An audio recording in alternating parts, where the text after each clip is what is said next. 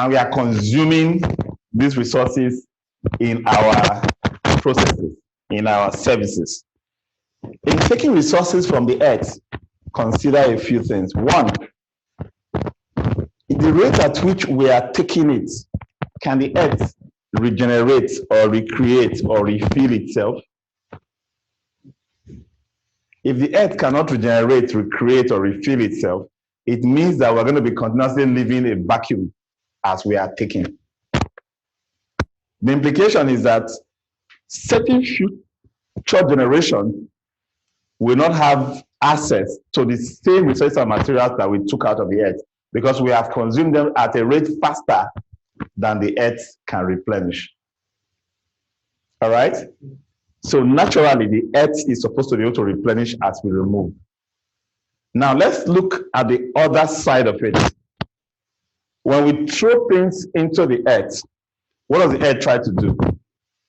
It tries to consume them. It tries to decompose them. It tries to recycle them through decay and other processes so that they can become useful in its process of recreating and regenerating new resources and materials for us to use. But what do we have? We are dumping waste into the earth that takes longer and longer for the earth to break down. I saw a little outline of how long it takes for different items to break down. A piece of wood, 3 years, 4 years, a brick or block, 1 year, 2 years, a piece of rubber, from rubber tree, 3 years, 4 years. They had all those kind of numbers. And then I became a bit shocked. I thought I was actually shocked to see there are some materials that we actually throw into the waste heaps, into refuse dumps that take up to 200 years to decompose. In that time, what happens? It clogs the earth. It becomes a complete nuisance. It cannot be decomposed. It cannot be used. It's obstructing nature from doing its normal process. So what are we trying to learn as facility managers? One, we are responsible for almost 40% of the earth resources and materials. It goes into the built environment. We must do that extraction responsibly. If we slow down the rate at which we consume resources and materials, the earth may be able to recover a little bit, and the rate of destroying the earth will be reduced. That's one. So slowing down, using less, and reducing the amount we take that we waste. One key area for consideration is energy. So we're going to be spending time on energy. If you have all the money in the world, and because you want to have your wedding in a beautiful garden, you decide to put 200 standalone 10-ton air conditioners in the garden, people will feel comfortable, won't they? At least the thing will be trying to cool people in that garden. You have 200 of you, each of you have a full 10-ton air conditioner standing beside you. You will feel cool, isn't it? Because it will be blowing and touching you before it tries to cool the entire community. But what are you doing at that time? You are wasting so much resources and energy, because there is no chance that air conditioner will ever get to saturation and take a rest. It will never get to 90 degrees or 20 degrees that you set it to. So you can rest the compressor. And then after a while, pick up. You know why? Because the entire environment is hot. And as it's blowing out, it's getting mixed with warm air, isn't it? Now, the amount of money you spend cooling that garden, for example, is very high compared to how much utility you are getting from that cooling effect or from that cooling effort. That in itself, that gap is a waste. I use that as an extreme example, but it is similar to having your windows cracked and the AC is trying to cool the room. Remember some of those houses where you have louvers, for example, and one louver is falling off, and you didn't care to replace the one missing louver blade, right?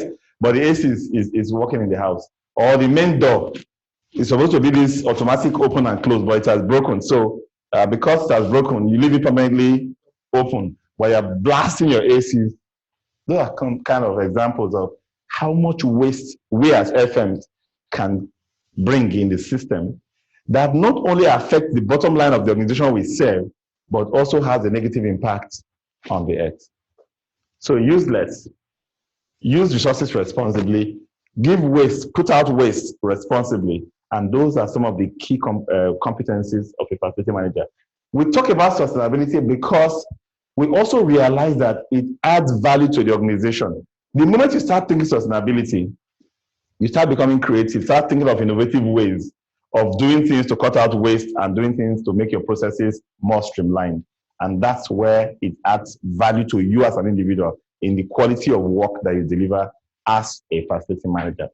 So today we're going to look at the definition. Ability to meet the needs of the present without compromising the ability of future generations to meet their own needs. I just gave you that little preamble when I was giving my introduction. If you can meet today's needs for resources and materials and where to dump your waste, you want to make sure that future generations can also have that access to get materials and resources and also have where to dump their waste. That's what it means. We do not inherit the earth from our ancestors. We borrow it from our children. The things you have today on the earth are things that you are under obligation to make available to the real owners, who are what? Those who are going to come in the future. That is sustainability for you. If you think about sustainability, you will not be thinking about, oh, well, I'll be dead in 100 years.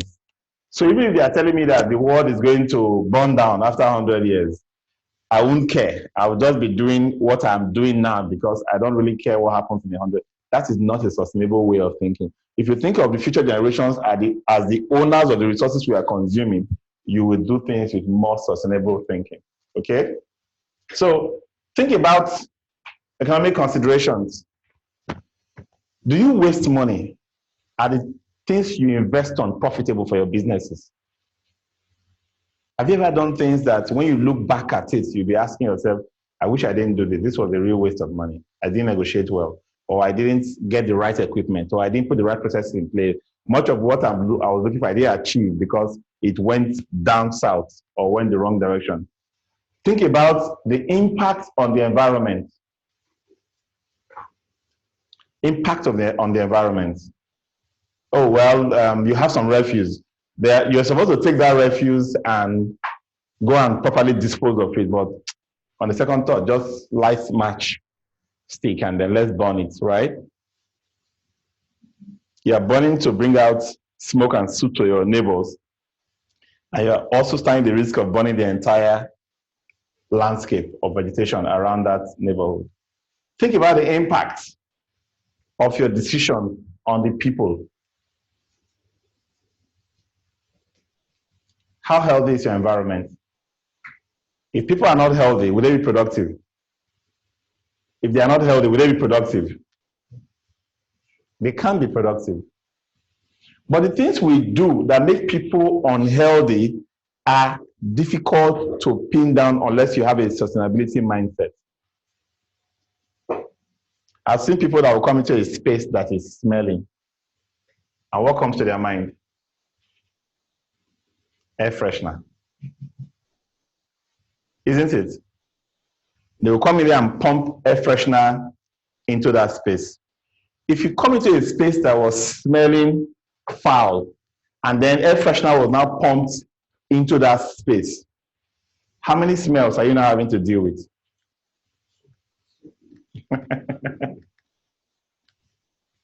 Did the air freshener remove the bad smell? It didn't.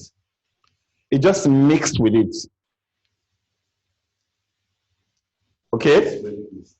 Exactly. So if you say the foul air was bad, is the air freshener good for your lungs?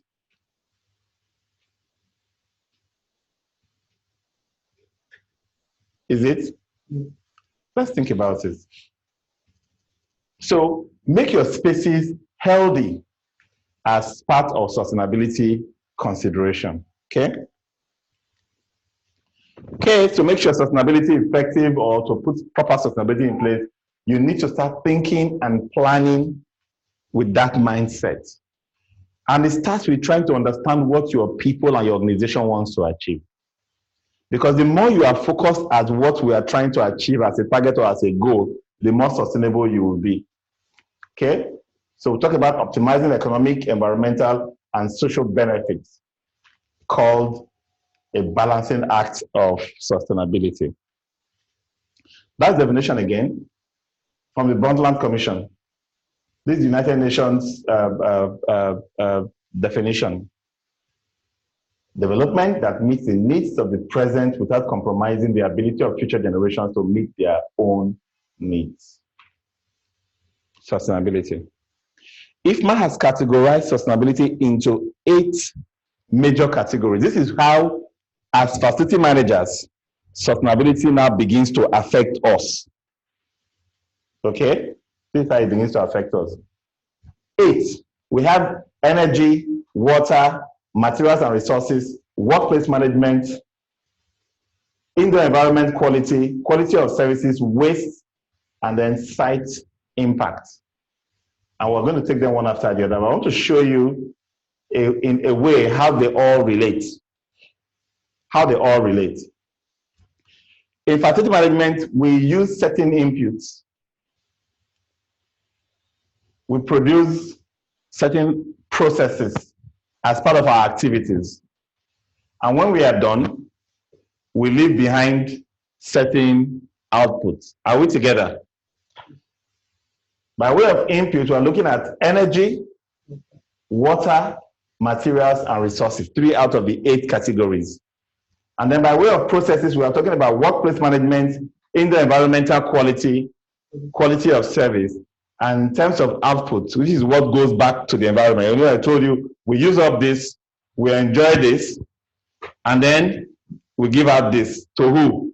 Back to the environment, back to the world, or to Mother Earth. Waste and site impact. So let's take them one after the other.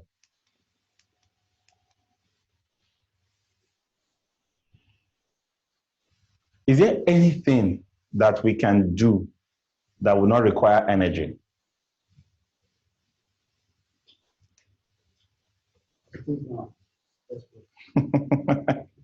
There's really nothing. There's really nothing that won't require energy in one form or the other, because energy is the force that moves everything.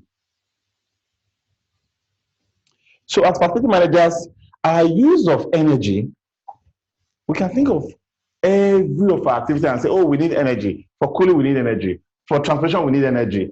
For, for manufacturing or making anything, we need just on and on and on. We need energy for all, right? But what should be our primary concern? Our primary concern should be the source of the energy. Why should the source be a concern for us as FMs? The source of energy, why should it be a concern for us?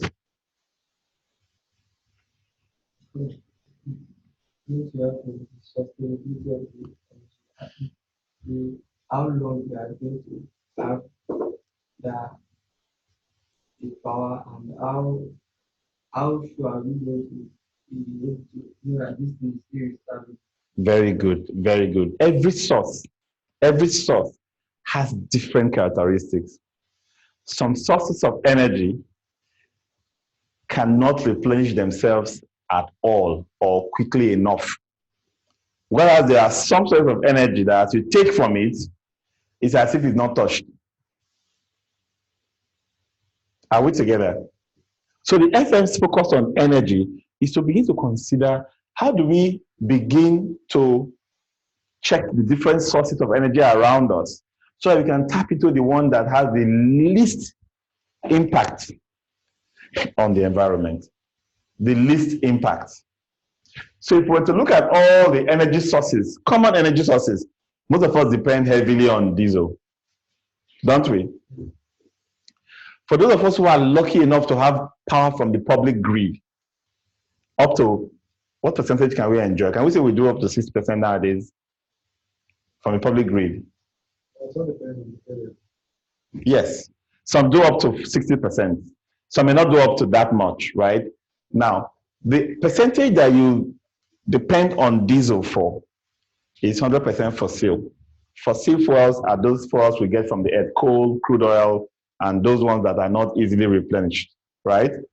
Now, for those we get from the grid, we might be lucky because we have at least 2 functioning dams in Nigeria, hydroelectric power dams, that actually get their energy from turning turbines on falling water, which is 100% renewable. We are not burning the water, are we? We're not consuming the water. The water is just flowing on its path. We only channel it in such a way that the force that is generated from gravity as it flows on its path can be used to turn the turbines. Think about days when in the country we had power around the clock, and all that power was coming from hydro. That means we were 100% sustainable in energy at some point. Now the grid is also divided into 2. We have the thermal plant, which uses a byproduct from crude oil, which is natural gas, right? That's a fossil fuel. We say the natural gas is a bit cleaner because every time you consume energy, consider it in 2 ways. One is the input, which is the fuel from crude, right? Taken from the earth, creating a hollow. The other is the output from burning the fuel. When you burn fuel, what happens? CO2 and greenhouse gases are emitted, which depletes the ozone layer and increase global warming, right? So we can say the natural gas emits less of greenhouse gases, but is still a fossil fuel. Okay, so let's begin to think about how we use our energy. If we're moving away from diesel in self-generation beyond the grid, what else do we have as options? Yes.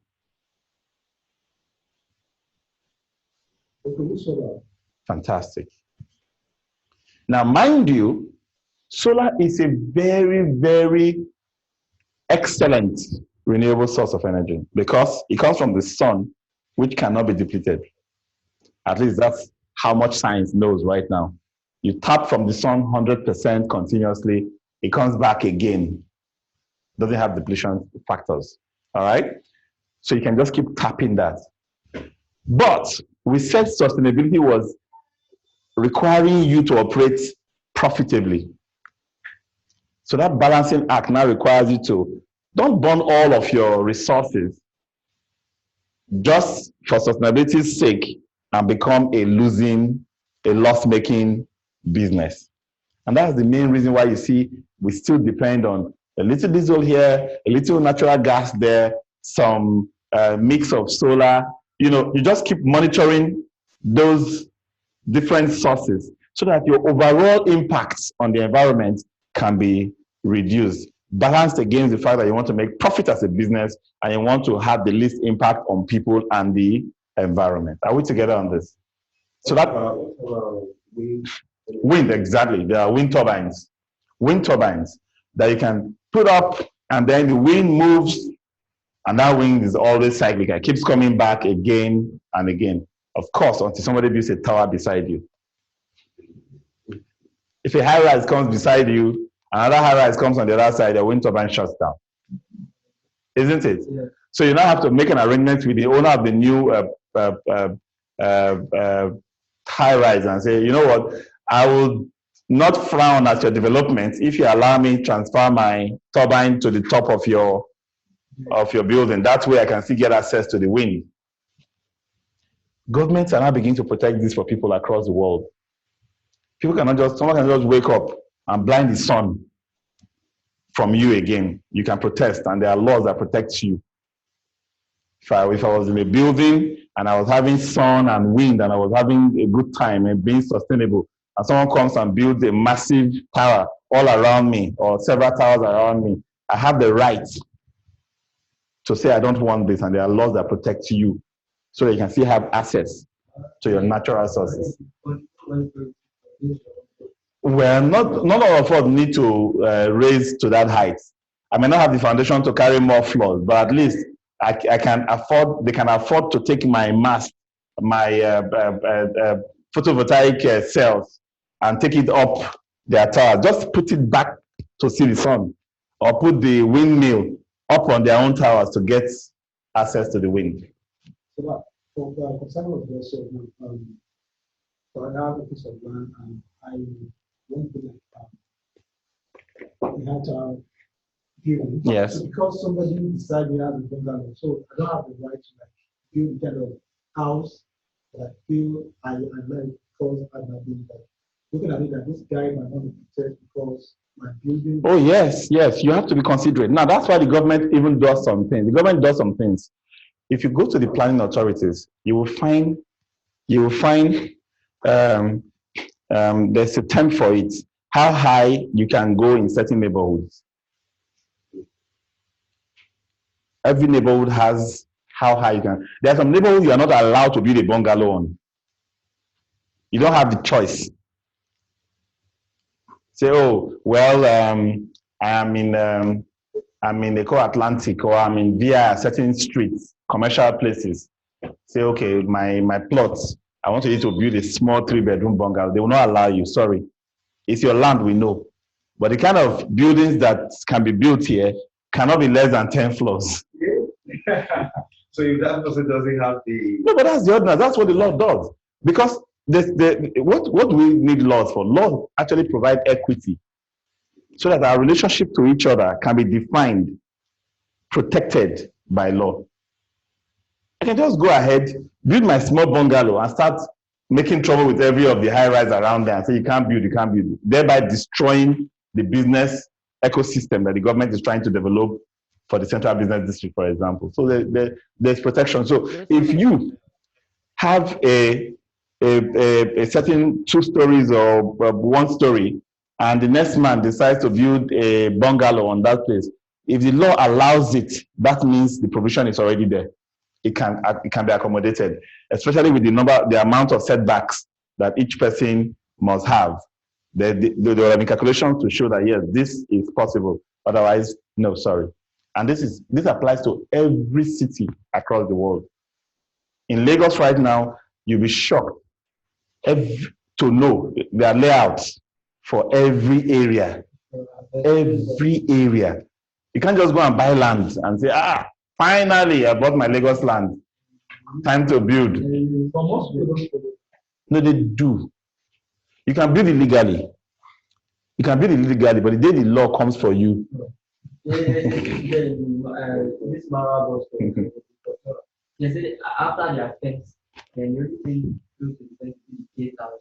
There's 6 meters before the main building. Yes. So it really has a part that they have only 2 meters space. To the gates, so to the fence. Always you are paying them almost every time. As it's not bribes. Those are bribes to circumvent the law. When the chips are down, that building will still come down. Yes. It will still come down. If somebody else comes to take the... Oh yes, if a new DG or somebody comes on that enforcement agency tomorrow, it will bring that building down. Okay, so that's the reason. Sustainability and energy and access to the elements is just one of the considerations. There are so many more considerations that bring such regulations. So Greg said, what of using of coal? Coal, yes, coal is not a renewable source. It's a fossil, because every time you dig coal from the earth, you are creating a vacuum that the earth cannot refill in thousands of years. So basically, coal is same as crude oil in every ramification. It's fossil. Yes, yes. Profit and also. Yes. So is it that solar?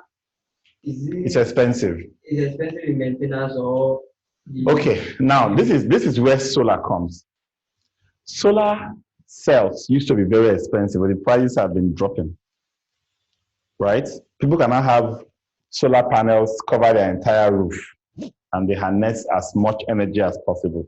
But that energy is only available when the sun is shining. If you want to use that energy when the sun is dim or it's night, what do? You need to store that power. That is a weak link in solar energy right now. Batteries are expensive. How many of us have bought batteries lately? 200 AH batteries. They are still more than 100,000 naira. The batteries are much appreciated. Oh yes, 2-3 years they are out. The worst case scenario, 5 years for lithium batteries or those maintenance-free batteries, zinc ion batteries. It's more advisable for industry, like, because they say large industries are doing solar as well, and they're using solar to power them. Okay, no. So for those industries going to solar, there are storage systems. There are advanced storage systems now that uses drums of ion liquids that flow from one part of it to another and creates ion exchange, electrons, and create electricity through that process. They are quite expensive. Quite expensive. We have, for example, CellCube. Max-Migold represents CellCube here, but just a single battery that's is the size of a 40-feet container can be about 17 million. But that battery can give you 200 kilowatts consistently for 10 hours.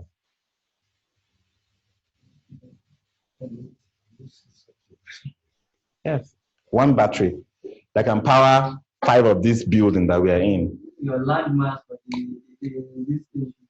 It's just one 40-foot container. For you to have that, probably in the industry, you must have more than one. No, I'm talking of one. I have 5 of this type of buildings. HRDC building, 5 in a compound. Maybe let's take a school, Chrisland School, Corona School, for example, right? Their total consumption for about 40-50 classrooms should be about that, plus offices and other spaces, should be about that 200 kilowatts. So behind, you just drop one of those 40-foot containers. The container itself is the battery with pumps moving fluids around to store power as they are being charged. And you may have to have plenty of solar panels. Otherwise, you now need to use a generator again to support the backing, charging. There are solutions, but they are expensive. Some businesses are matured enough to be able to afford those storage systems.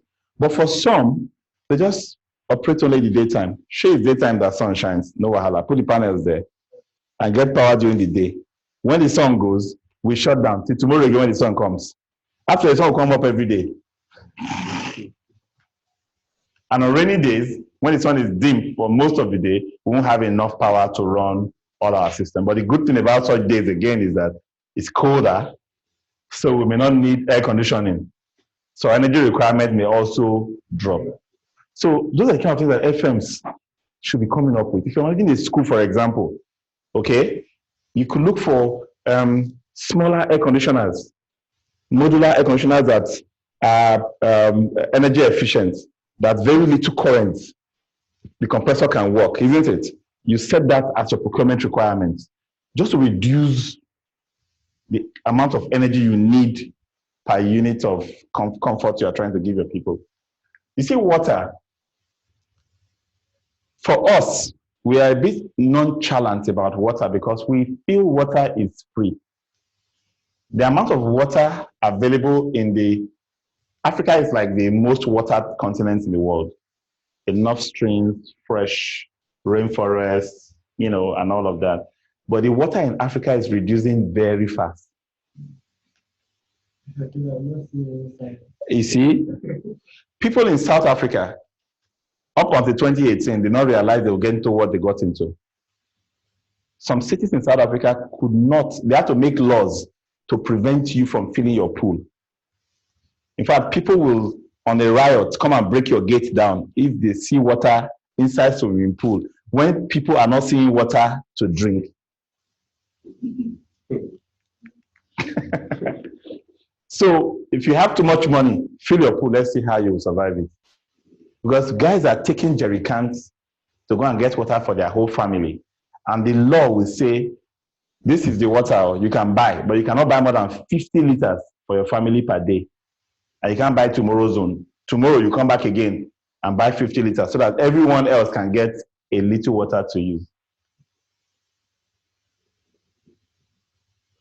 But the rest of us that have access to water are running the water as if it's no man's business. Do you know that if your pipe is broken and leaks for 5 minutes, it's equivalent to running a 60-watt bulb for 14 hours?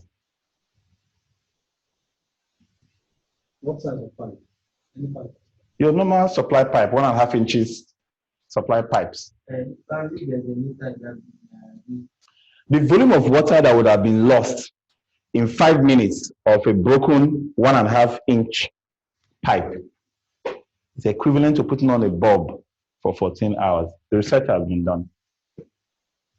While you may want to kill somebody for putting a bulb on, you may ignore that one and say, don't worry, I've seen where it's leaking, and we'll fix it tomorrow. and probably the Okay? because you pay for Exactly. So those who have already imbibed sustainability have already started metering the water. I've already started calculating how much it really costs to produce water. Many of us don't calculate how much it costs to produce water.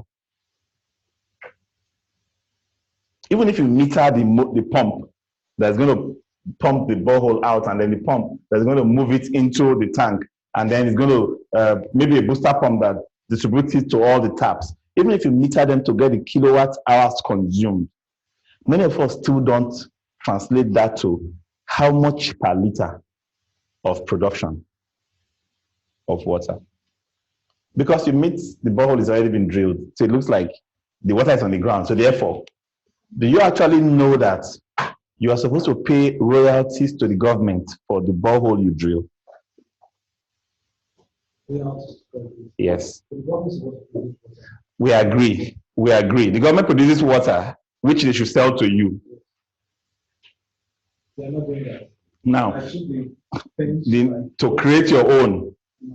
Yes, the reason is that the water you are drilling into is a commonwealth. It's not yours. It's a commonwealth. If you can afford to drill, and I cannot afford to drill, I will die of thirst and you'll be drinking my water. Ah. Are you getting what I'm saying? So the bottom line here is that we should not undermine the value of water in sustainability. Many people will take water, they will treat it using expensive chemicals and efforts, and use it to wash the cars and water the garden. I don't understand this. Why do we do that? Why?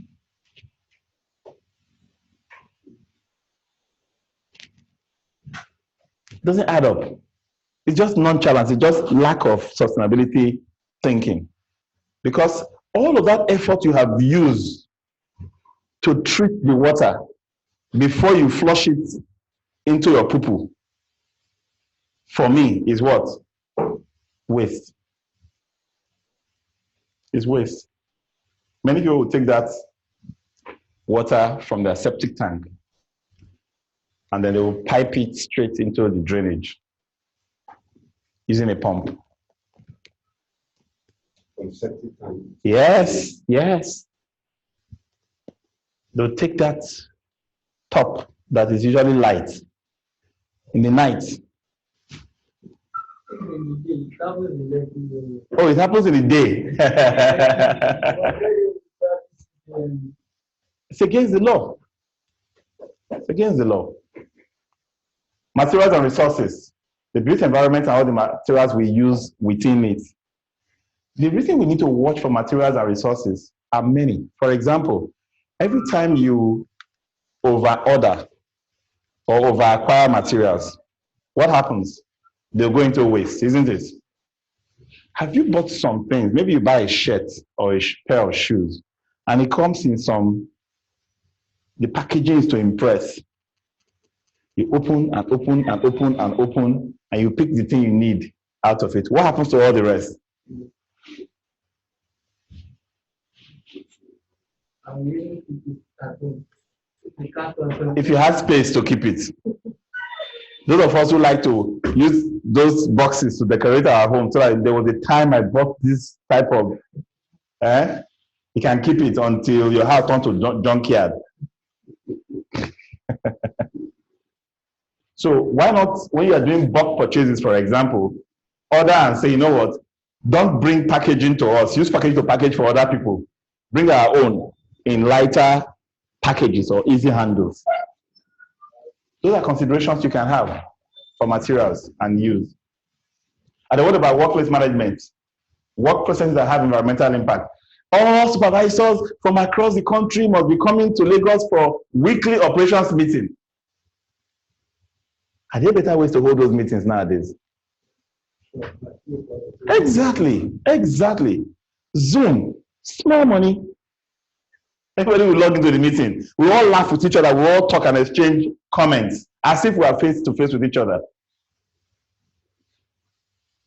Or even just setting up some activities where people will have to walk long distances to get things done, wasting time and effort under workplace management. What about indoor environment quality? This is what affects the health of people. When we talk health and safety, ergonomy is people's comfort. If I sit and I start having backache, you might have saved money by not replacing my chair or buying me proper chair, isn't it? But has the company earned that saving?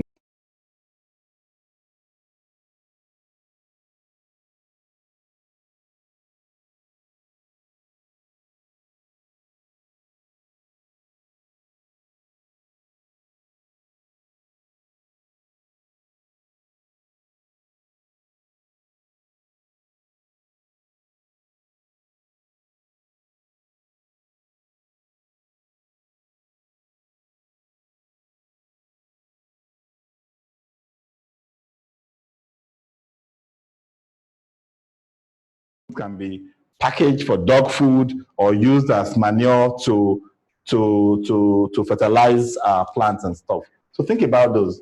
How do we manage our waste?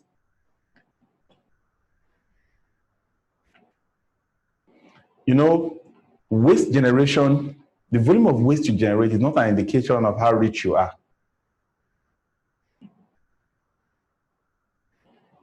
I used to have this, okay, so my dad grew up in a home where his father would normally walk around when the children are eating. If the plate is empty at the time he walks there, he will say they should give that child more food. It means that it's because you are not full that you finish the food on your plate. With the power of hindsight now, I think about that and I'm asking myself, so that means everybody must have leftover, which will be thrown away before my granddad will agree that you are okay. There are some homes, they are used to dumping, they cook for 20 people, and there are only 3 in the house. And they'll say things like, we don't eat the food of yesterday. And yet, when they want to make food for 3 or 4, they will make it as if they are having what? 20 people. What do you have in that environment? Continuous cycle of what? Of waste. If you look well into families that do that, you realize that they have not arrived. Those guys that are way there, the Bill Gates and the Dangotes of this world, you'll be shocked that those are the ones that will take just exactly what they want and prepare just exactly what they want instead of having enough to throw into the bin. A lavish bin. And then for us as FMs, what do we do with the waste? Do you know that there's so much money inside waste? Huge. Do you know what some people are doing? Some of this waste truck labor when they are not being paid more than 20,000 a month. Ooh, those guys. It's your business, really. They make a lot of money. A lot of money. Just because people look at things as is waste, throw it away. But if we can all begin to have the mindset of looking again at the things we are not using for this purpose and asking ourselves, first, what else can I do with this? Then what can I get out of the thing that I'm not using anymore? What new materials can I get from it? Which of it can I recycle and repurpose for something else? In the UK, when I was in the UK, I don't think I furnished my house at any time with money. We have what we call free cycle, now called Frigo. You just register, and people just take a picture of their TV and put it there. Who wants this TV? I'm changing my TV. They'll take a picture of their mattress. Who wants this mattress? I'm changing my mattress. So in Frigo, that's how I will log on.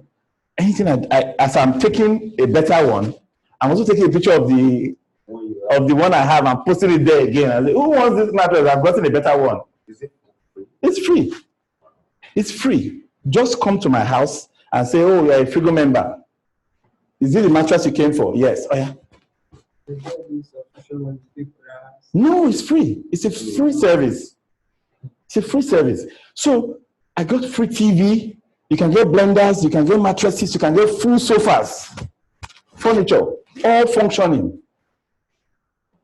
Now, what do you think is driving that willingness to give for free? To throw it away will cost you.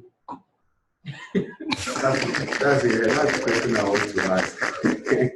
Come and throw it away now. They will wait and tell you your price for throwing it away. So if you like, go and bring a big orthopedic mattress, 7x7, and say you want to throw it away. By the time they tell you the price of throwing it away, you carry it back into your house. So they have to charge someone for Oh, yes, yes. And this madam wants to throw away computer that she said she wants to get money from it. Yes. That they are charging her. Oh, yes. Yes. That's sustainability. They've looked at it and said, look, it's not sustainable to allow people to just keep dumping. See, there are some people that want to get money like this. They want to change everything in their house, like now. The next thing, they just ship everything out, put in the bin, because it doesn't cost them anything to throw it away. If you bring those kind of laws in, now even Nigerians will become sustainable overnight. If you put it on Frigo, after a few days, nobody has taken it. You're allowed to leave it outside your house for a day or two. You can be driving on the road, you see a nice bicycle, a bike, or anything just left outside. Open your boot, carry it if you need it. Nigeria. If you need it, just carry it. Because the person who put it out there is looking for who will help him carry it. Just carry. I don't remember buying bicycles for my children, for my son when we were there. There's always enough bicycles. Because almost every season, the kids want a different color of bicycle. They want a new raining bicycle. So there's always the last season one that is still good that you can get. In Japan, you cannot take a TV or a laptop or anything and go and throw it away. No. The day you buy it, there is an amount that has been tied to it that you have paid. It's almost like a recycling or waste deposit.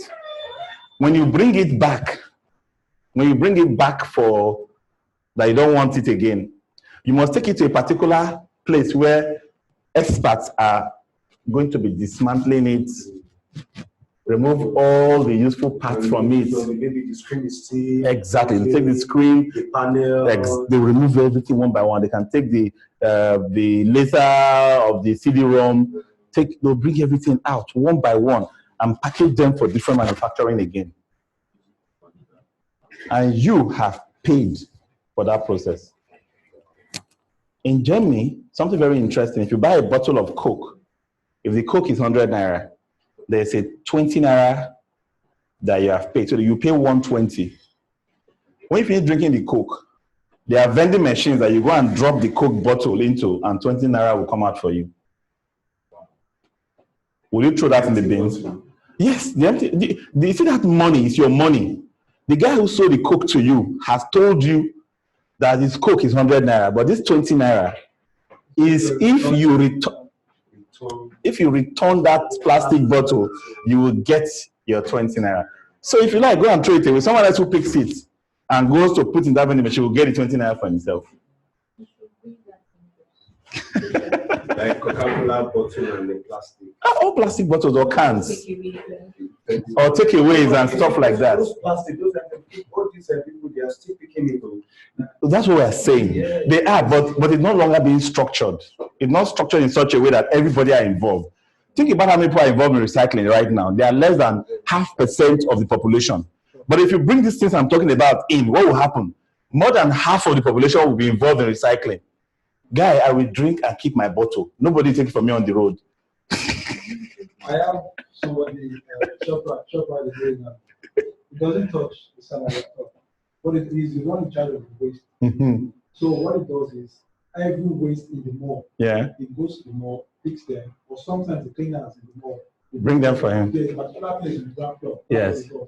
When they bring start segregating the bad waste, yes. they open it up, then start segregating. Yeah. And get different buyers for them. Whenever they come to him, they don't even take it away, they don't take it outside.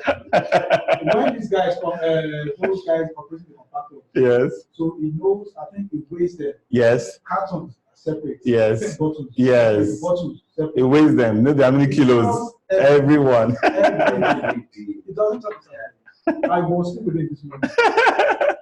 So there's so much. Do you know that the awareness is coming a little bit in Nigeria? Recycling companies have blossomed. We can talk of almost 1,000 in Lagos alone. Recycling virtually everything: metals, glass, glass bottles, glass plates, cans, aluminium, metal, nylons, PET bottles. Everything is being recycled, but it's still very unstructured. People have to go and muddle through refuse to get them out. Ideally, you, the user, should actually segregate by putting it in a separate box. I've seen some of the ones we do around here. They will put different containers right here. Now, the challenge I have is that many people go there and don't check the colors or the name on those things and drop their waste on anyone. But I was more confused when I realized that when the truck comes to receive them, he empties all 4 drums into the same truck. It makes foolishness. Because they will kind of dump it to normal dump beside you. That's my challenge. So why did they invest? Why did they invest in those segregated containers if a vehicle will come and mix them up again? Are those things free? They're not cheap now. They're not cheap. And because probably those are not really recycling. That's what I'm saying. Because there's a site along the sharing road. You go and point. Dump it there. Now that is a problem, a big problem. The ideal thing should be to have those segregated by the individuals using it. And that's where FMs come in. You know that if FMs actually can carry everybody along with orientation and find ways to incentivize good behavior with sustainability, people will become interested. If I put these bins in your department, for example, and then I weigh and give percentage for accuracy of segregation, and I'll be putting on a leaderboard, like notice board, where I'll be announcing which department is doing better, and the winning department for the month will be entitled to an afternoon lunch from the FM department, from proceeds that come from the recycled waste. You will see competition in that organization. Within a year, everybody will even transfer that mindset of recycling to their homes. You hear what I'm saying? If there are situations where staff will even be encouraged. If you have well-segregated waste from your home, bring it to the refuse bay in the office. We will receive it. We will weigh it and record it against you as good deed for the month. And you get stars, and you will get tokens, and you will get shopping vouchers. You know, all kinds of things. Just create the right policies and the right incentives for people to start thinking sustainability. Some management can even build it into 360-degree reviews. How good are you as a staff? How can we rate your performance? We can even add some sustainability measures into performance reviews that will affect promotions and salary increases. That will change mindset completely. What about site impact? Every time a building is built, there is disruption of nature. Do we agree? Digging to the Just start that digging first. There are natural streams that your walls will obstruct. You know, on the ground, there are natural flows of water. There are natural paths where certain animals live underground, happily ever after until you came. There are certain habitat areas where certain types of animals like to thrive. Certain plants life, you know, flora and fauna that normally just thrive in that environment. The moment humans come, what do? We first of all clear. The effort of clearing first would displace many of the area dwellers. Birds, monkeys, rabbits will take off. What do we do next? We excavate the top surface. No, we first burn, right? Even the burn, it brings more smoke to burn down the neighborhood and drive more away. And then we'll now begin to excavate topsoil. We excavate topsoil. All of those remaining animals that live in the first 6 to 9 inches are automatically scooped up, heaped off, and dumped somewhere. And what do we do next? Filling. We begin to fill with sharp sand. We completely disrupt that ecosystem. Now, what we are trying to say is minimize the impact. How do you minimize the impact? To minimize the impact, you create vegetation in your site. You know this so-called maintenance-free development where you have excavated, you put sharp sand, you built your concrete building, you now use interlocking tiles everywhere.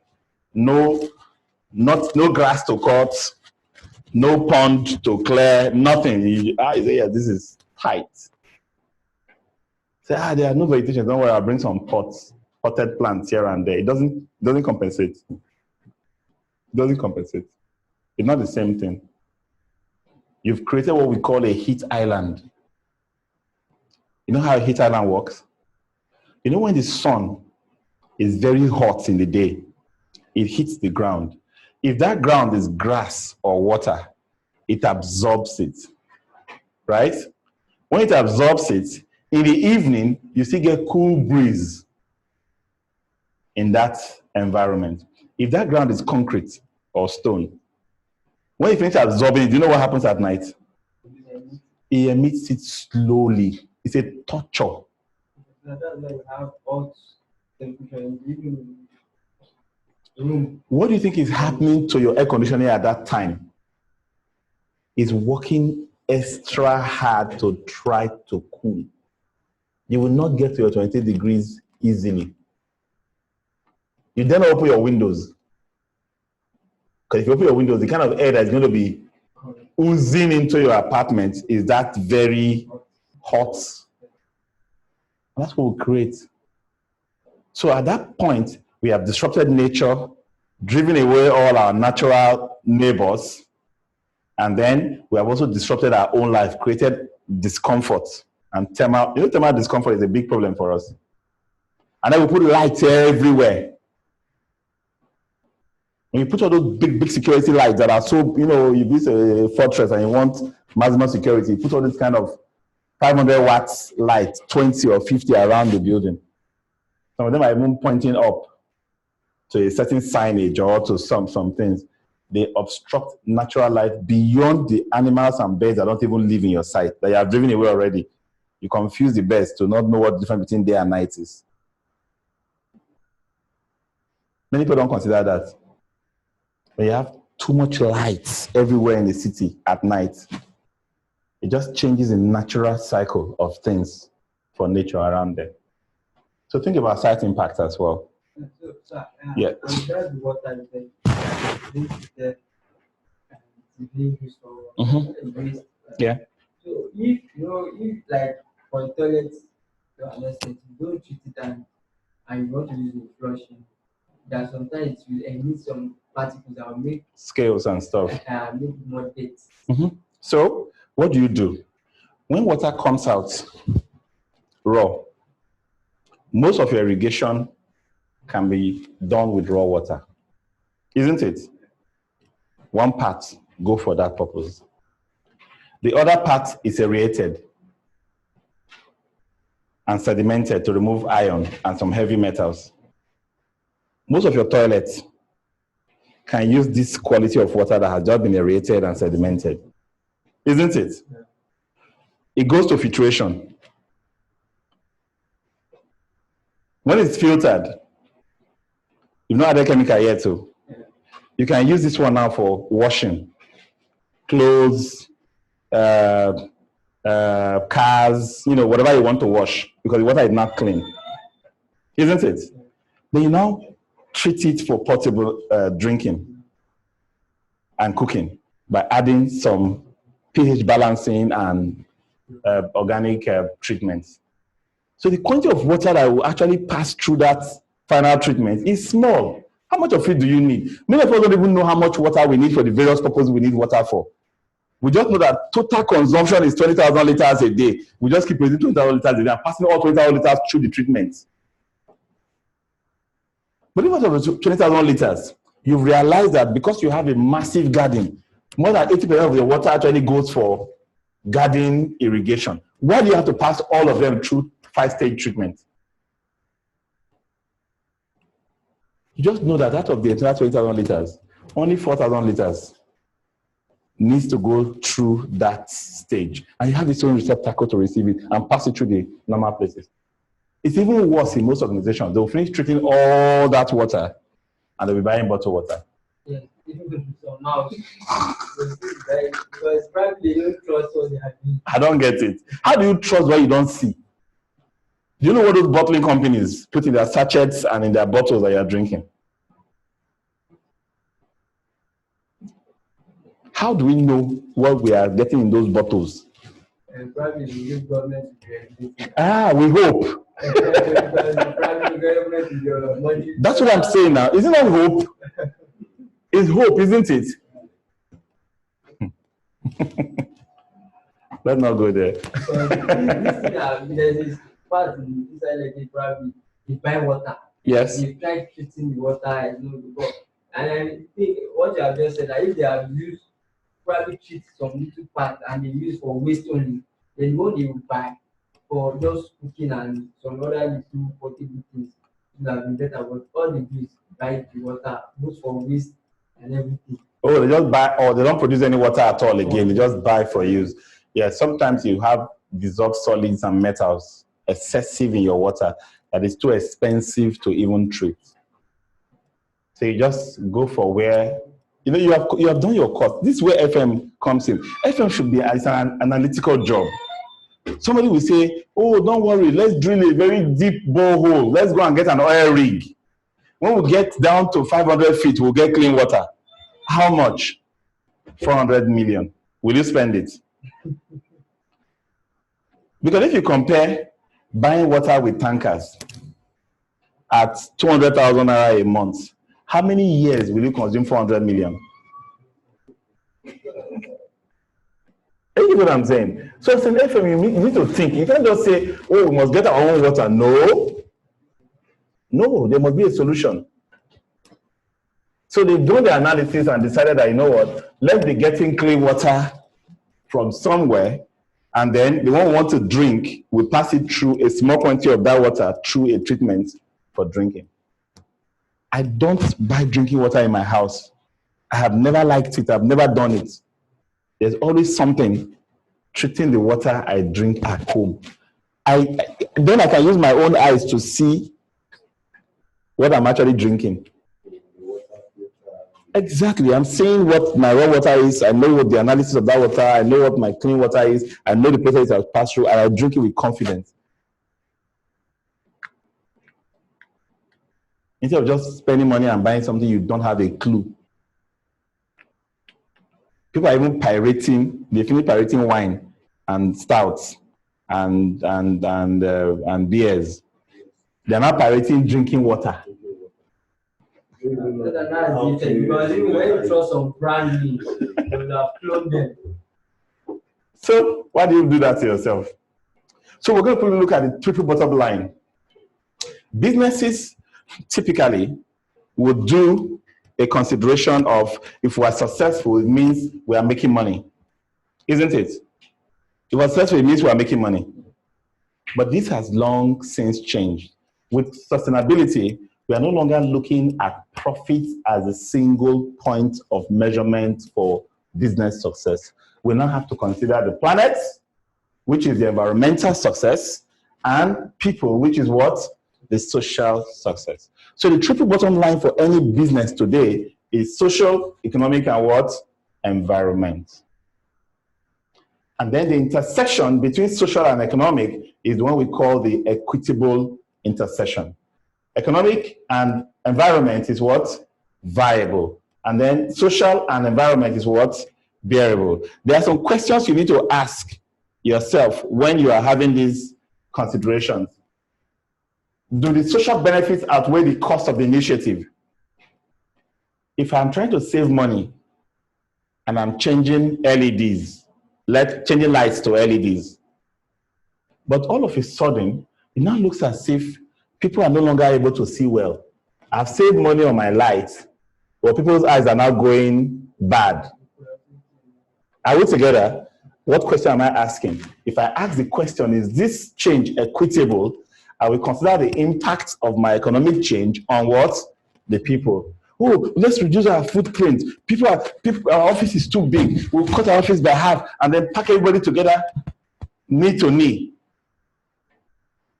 Well, they find their way to their desk, they can sit down, and they cannot shift right or left. They are stuck, isn't it? And then they are doing that for 4 or 5 hours. Are they still comfortable? Are they still doing their job well? Are they still having the mental state that they are feeling a self-worth or dignity on that job? Or are they now feeling like, it looks like this job is just taking us like machines. They're packing us like sardines. At that point, you have won here and then lost here. At that point, you say it is not what? Equitable. The same thing with the environment and the economic. Can a solution be implemented with the benefits likely to be realized outweigh the costs to implement?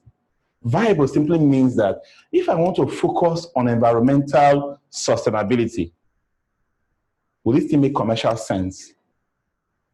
Like I told you the example of solar. Oh, let's go solar. We produce 5 million bottles of drinks in this factory, but we're no longer using fossil fuel. We're switching to solar. Okay. How would that affect the price of our drinks? Maybe that drink is baby food, for example, that babies need to survive, and it was selling for 100 naira per bottle. Just because you are switching to solar, it's now 600 naira per bottle. Two risks. One, many people will not be able to take that nourishing drink anymore because they can't afford it. Right? And two, because many will stop, your business will also dwindle. Isn't it? You've not asked yourself whether that solution was what? Viable. Viability does that intersection between an economic desire or goal and, the environmental desire or goal and economic consideration. How? They increase their price bottle to 150 and bring the smaller one to 100, and they couldn't meet up with the market. If we come back to the big bag to one day. When we were complaining on the list of like I said, that you say it's affecting kidney or something. Oh, okay, interesting. When you put like a on the maybe a nut, something, Yeah, yeah. if you want to, It goes rusted quickly. So, Well, that's carbon now. patronizing. That's carbon. That's carbon drinks. All of them does the same I thing. think they just rebrand their products now. Found a way to repackage it. Social and environment, you ask yourself, is initiative that's producing a positive effect from the environment standpoint having a negative impact on people, occupants' productivity? So this is what we call the triple bottom line. And you must keep asking questions because it's only at the point where all three conditions have been met that you can now say you are what? Sustainable. Let's go for a short break. No, sir, is it very, very realistic? Because since there have been alternatives like to have that three. Yes. And Yes, it's just to ask the question. This is more like a feasibility triangle kind of analysis. I want to do this. How will it impact on people? You understand? Some businesses will say, oh, you know what? We need to make more profit. Let's work longer hours. Let's work 18 hours. We'll come to work at 6 in the morning and then we'll close at 12 in the night. And then, don't worry, we'll pay more. If you pay people more money to work for 18 hours a day, how long will it take before they start dying? Because they'll be getting the money, isn't it? They'll start breaking down and dying. well, that's what I'm saying. Balance. That's just The balance in that will be, okay, no, we cannot do 18 hours because of the impact on. Let's go and look at the study. How was the optimal hours of work that people can take? 8 hours, 10 hours. 8 hours is ideal. 10 hours is optimal in terms of productivity, more like optimal. Provided you provide more than one break, 30 minutes or 1 hour breaks, so that people can actually have time to refresh. Some organizations actually have nap time in their 10 to 12 hour routine, where you can actually take a break and sleep for 1 hour. You're actually mandated to sleep for that 1 hour. It's also sustainability consideration that got them there. Because and then some organizations will provide you a meal, a place to exercise and shower, just to create additional refreshment that relieves tension. So by the time you are back to work, you can be back again, refreshed, fired up to produce. So those are the kind of considerations that leads, is this triple bottom line consideration that leads to such decisions. Let's provide a meal. Let's provide a treadmill. Let's provide shower. Let's provide bicycles. All kinds of things come on board just because you are trying to balance the triple bottom line. Okay, 5 minutes break.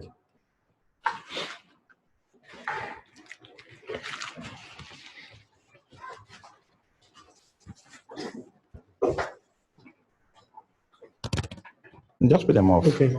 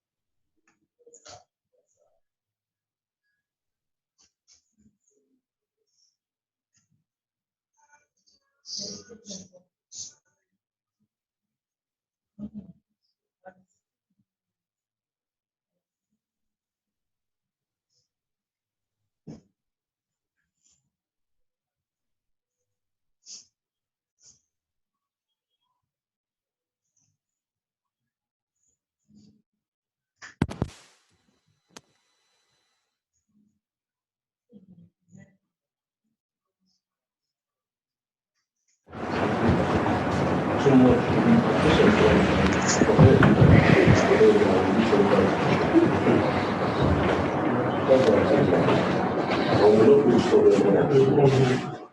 Right. Already. This one change.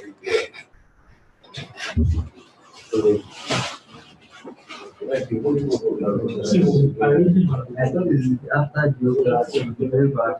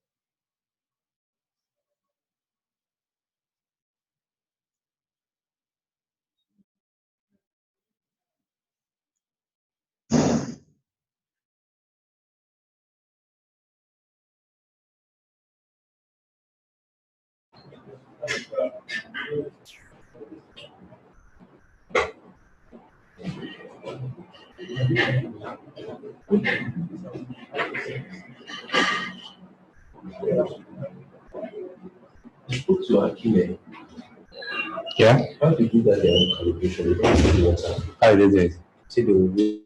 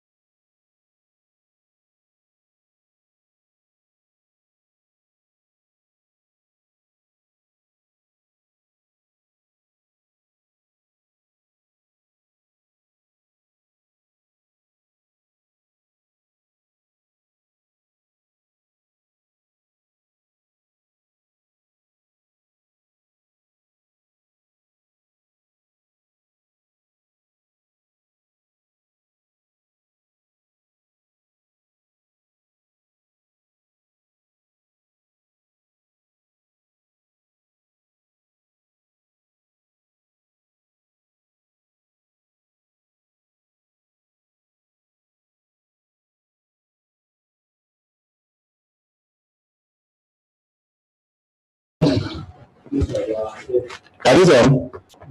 Yes. So we're good to go. Who stepped out? Yes, Mr. Wale stepped out. Okay. Well, that's how it is. If you live close to church, you will come late. And then you'll be going home to have break. Even children that live close to school, that's what happens. Next fence is the school, so they will come late. And then small opportunities, they will sneak into the house, go and chop small, come back into school again. His office is just next door. So we looked at the triple bottom line. Social measures, how the facility impacts employees, suppliers, and the community at large. Consider how to involve your community. Consider your occupants' well. Your community involvement can be large. How we can do community security, community refuse. Okay, well, we can say CSR, but there are things we do as a community. For example, how to clean the streets, right? So how would you guys say? Okay, so but for some, you just being involved to do your own shit. You understand? If you are in a neighborhood where somebody must come out and join the vigilante to do in the night, you release one of your staff. You understand? To also join to represent that involvement in the community. Oh, they say, our drainage used to pass through here. Water backflow. Let's create something to channel it each other way. You play your own role. You know, some companies just behave as if we are the lord of this area. We are not part of the community. We'll do anything we like. Some women carry their exhaust, big generator, massive exhaust, put it out on the streets, and it is blasting into the community that nobody can even breathe. Whereas they inside their own office have put AC everywhere and locked all their windows. Those are some bad things that sustainability rejects when you are trying to operate sustainably. Occupant well-being. People are in your building. How are you taking care of their well-being, their health, their safety? Healthier environment and then safer environment. Those are the kind of things you are trying to consider under social measures. For environmental measures, you are looking at the avoidance of harm and preserving the environment and scarce resources, not to overuse resources to create waste in your operations and your facility management. Okay, so this is what we're looking at: energy, part of energy, source of energy, how to reduce your energy consumption, how to monitor your waste. Energy efficiency is a key skill for all facility managers, and it's a sustainability requirement for every FM.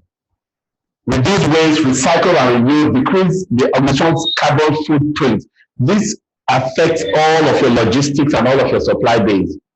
If carbon footprint can be very high, if you tell yourself that this plastic plate, the one made in Oshodi, is not good enough, is the one made in China that you prefer, it will fly 3,000 miles to get here. Every drop of crude that was used to fly that plane to carry down here is part of this particular product you have selected. So start thinking about the impacts of choosing things from far and doing things that are not sustainable. Consider your carbon footprint. Decrease eliminating hazardous materials, creating building processes that abolish toxic material.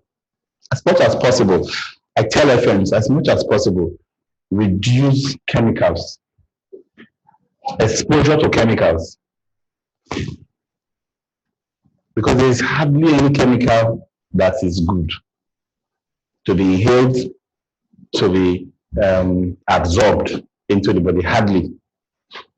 So those we fumigate with sniper or something worse than sniper, and then drink malt and milk. It's self-deception. That toxic chemical destroys what it destroys. Malt and milk will not fix anything. Just add a few nutrients through your liver into your intestine. Okay? So toxic materials, avoid it as much as possible. Economic measures. Value created by the organization after deducting the cost of all input. This is where you are talking about your cost, return on investment, asset value, efficiency, long-term savings for the organization, and efficiency of your operations. Sustainability must not be carried into an organization as a, okay, so it's not a do or die affair. You cannot get crashing kind of organization. You must read the tempo, the mode of the organization to know what aspects and what level of sustainability to bring in. It's not every organization that is ripe for sustainability consideration. So the FM's objective, number one, is to understand the strategic value of your organization. What is the organization trying to achieve as a business? You know, many FMs come and, oh, they taught us this, they taught us that, therefore this is how to do it. They know how to do it. Your first job is to understand the business of your organization, what the organization is trying to achieve, what its value, what its mission is. It's when you have understood that, you now begin to say, okay, fine, let's begin to achieve what we want to achieve using sustainability principles. You cannot use sustainability to hamper the organization from achieving what it wants to achieve. Are we together?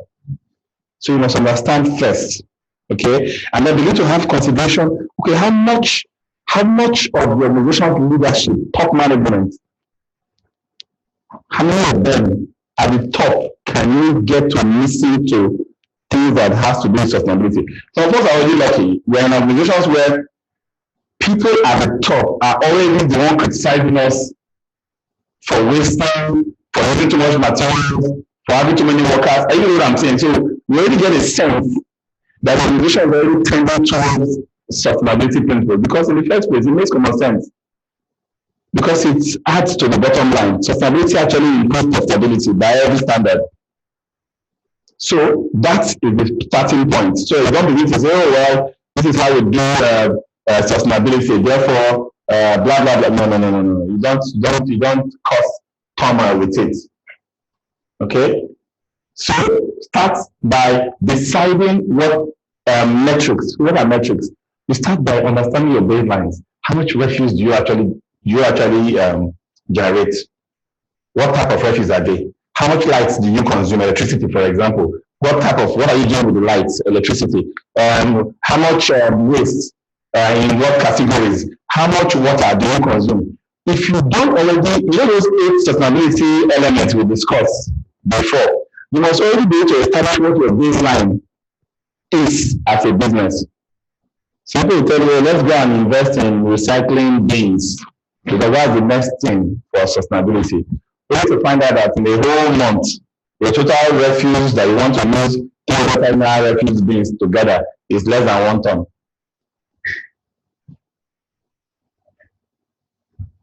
Were you ready for that level of investment? It weren't. It weren't, because in the first place, you did not yet measure to know, is this significant for that intervention? Sometimes it just be the simple change light bulbs from light bulbs or fluorescent tubes into LED. That may just be quick win, low hanging fruits that will give you results. So you must understand what level your organization is at that point and begin to plan based on those metrics you have gathered, what can make sense and what will not make sense. So I've talked about the low hanging fruits. Let's start with something like very obvious. All our lights combined are 3 megawatts a year, right? If we change them to LED, we reduce it to 1 megawatt per year, right? That's immediately impact of 2 megawatts, isn't it? Down. How much is a megawatt of power? That's 1,000 kilowatts. No, a megawatt is 1,000,000 kilowatts, isn't it? Yeah. Multiply that by 2. You multiply that by how much 1 kilowatt hour is. And you now add that up and say, this is total savings we will save if we invest in LEDs or low energy consuming light bulbs. Okay, and then you cannot progress. So at the point you now begin to do LEED certification and all of those advanced calculations and stuff to progress your organization, you would have gone very far. And as you achieve everything in phase by phase, you don't crash the organization by trying to do all sustainability things at once. You take them phase by phase, you make progress, you celebrate your success and as you go on. And then also try to ensure that everybody are carried along. I've seen FMs going to every office to go and put off lights. By yourself, every day you die.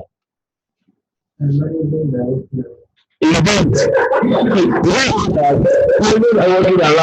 kill yourself. Because this was actually this was Yes, but even then, it is still better if you find ways to engage to that level where someone in his own office will remember by himself. You know, there's something about you that will ring in my head that will make me remember that I need to put off that light before I leave. affecting their salary. But there's some measures. But I put it in. If you put it and say, our metering solutions have shown that lights or power left running after work has consumed 400,000 last year. And we now have a clear breakdown of which office consumed that 400,000 after work. We want to know who and who is in those offices. And might make an action based on that data. Please sit up. So if ever you are trying to beg, cajole, appeal, bring incentives, or you are trying to run policies, procedures, penalties, infractions, and all those things that can hold people to the jugular when they misbehave. But the best is to have a mix of both, where people on their own. Some people just say, you know what? Take my salary, I don't care. They still keep leaving it on. You have not saved anything. Exactly, even technology can help. You can on your phone, as you are leaving, check, okay, this office, there's nobody there. Switch it off. There's somebody there. Leave it. Just going like that. And they create that kind of device. Oh, yeah. There are solutions. Yes, you were saying something. I think, just as I said, they need to both, but I think more on FMs trying to get the people they serve to be sustainably conscious. Yes. For example, I was taking work from Delta State to Lagos, and at that time they put on a video of what waste is doing to how human beings are being unsustainable. Yeah. No matter if I leave the car running, I have that thinking exactly. So to get someone conscious for this sort of thing, it could be, let's have a video night where everybody sits down, just play 20 minutes film, and they go home. Yeah. Especially if you ask them, if you get them to come on pizza to watch that 20 minutes video, because it will make more sense. If someone hungry and watching that video, they will get angry. That's a great idea. Because it's not sustainable again. But the point is, that creativity must come from your understanding of the kind of people at your organization. You bring up all kinds of ideas. If you are the type that you are not innovative and you don't want to try different ideas, especially don't bring ideas and say, oh, this is my idea, let's do it. No. You start with getting people involved. There's nothing to do with sustainability is your idea that you can implement alone. And if it's your idea, and you don't make everybody joint owners of that idea will never pick up. It has failed from the onset. So engagement, starting from senior management, down to a small committee. You can actually have a small ad hoc committee. Once they're getting 1 or 2 points of senior management buying into sustainability ideas, you think I go to what do you think? I'm trying to develop something, sir. Do you have any idea that can add? You are trying to bounce it off, you are trying to suck ideas from him, you are trying to get some kind of validation of his efforts from that boss. But you cannot begin to form a small committee of insurgents. People who you see are like you, they think like you in that area. Say, lunchtime, guys, let's go and eat popcorn and so on and so forth. Let's talk about these ideas that is in my head. You just start having that informal setup. Before long, you get ideas from more people. You are fleshing it out. It is those people that become your normal ambassadors when those ideas are beginning to roll out. So you have earned support from the top. You have earned support from key people who are influencers in the various teams. No effort that face this side affairs. All these are they don't accept what I want, they will not do it, will not do exactly. Before you even bring it up, say they've also created their own special committee, which is their own security guy, the accounting guy, the marketing guy, they all found one way or the other to bring ideas up that would have been sold. So we cast the vision and a better team. We work with them to identify, things that each person can do as part of the sustainability initiative. And then we begin to break down the ideas into hierarchies, phases. We will do this first. When we now see the results, we will now celebrate it. Everyone will enjoy the output. We will now come with the next one. If you start at once, they will push back. Breaking it like a milestone. Yes, it's milestone. If I want to do sustainability, I will not just wake up and put bins everywhere and I will start by, with that same way we are putting our things inside, I'll start by segregating. Just get someone whose job will be after the refuse have come, segregate and weigh, segregate and weigh. We'll use that to get to a certain point. And then we want to let people know like that. The refuse we have segregated for last month, we made 13,000 from recycling companies that came to pick it up. So we're going to use it for pizza on Friday after work. You understand? You have not only announced that a small behind the scenes activity has succeeded, but you an advanced incentive for what you are going to do next. Because the next time you now put 3 bins and say, this is for cans, this is for paper, this is for plastic. Everybody will remember the last popcorn or pizza that the recycling money gave them after work on Friday, and they will remember to put it in the proper place. They would have sown the right seed by taking that first step, and then you move to the next step. You understand? So by the time you even get to the point where you are now beginning to install monitoring system for department to department for who left things on, you understand, and rewarding those who put things up and shaming those nobody will fight back, because you have grown them into the concept and idea gradually, so they will not have a majority in support.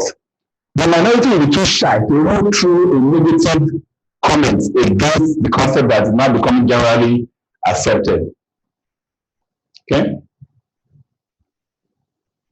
So let's look at energy. We've talked a lot about this. Fossil fuels, renewable fuels, nuclear fuels. The worst in this hierarchy is this one, followed by this one, nuclear fuels. What we need to be looking forward to are what? Renewable fuels. So let's talk about a few renewable fuels. Where do we get them from? I think I mentioned solar and wind. What else? Geothermal tapping the heat from the earth, yes. We are not using the heat, the difference in temperature as the earth moves, yes. What else?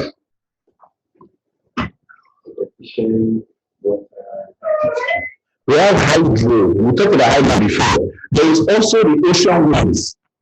The ocean will be shaking. Isn't it? That shaking is energy continuously, can be harnessed. What else? If you plant a crop and 3 months, the crop has matured, and you can generate energy from it, and you can plant another one in 3 months, is that not renewable enough? I don't know about waste.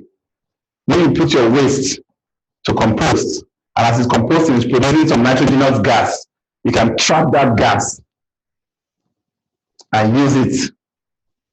Bill Gates has been carrying poo around for the last 4 years. There's a small bottle of his poo he carries around from conference to conference. And right now, 2019, he's already forming the first set of toilets. In India, there's a huge shortage of toilets.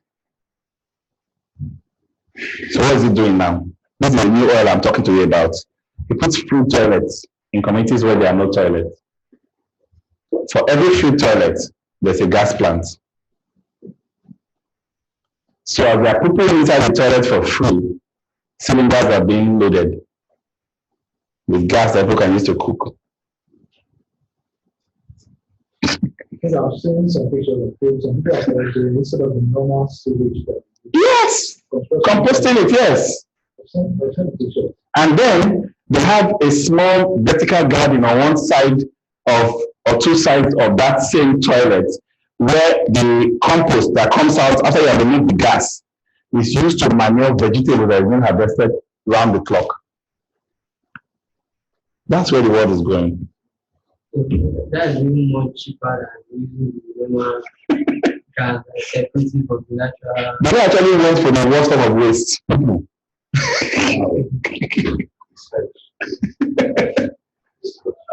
This research has been taking years to come by. So when people are struggling to have enough toilets, others are saying, you know what, we need people in the way, and the toilets are all clean, fresh. They have to drink water that was treated for the waste. I'm not talking of you taking clean water to go and drink inside the toilet. I'm talking of the water that is extracted from the waste. It's clean enough to drink. See, the world's richest man is looking at sustainability to that depth. The only thing the rest of the world should be thinking of. We are wasting time here too. We are wasting time. So renewable energies from plant sources, even algae, notice fungi and algae, yes, they produce very quickly, right? They are now a source of, they can now generate enough waste that people can just sleep them out and take their fluid and power motors. Guys are going around taking waste oils after they fly from all the restaurants where they are doing all the McDonald's and Mr. Biggs of this world, where they are flying and take out the oils and just go treat it, put it in buses to run city transport.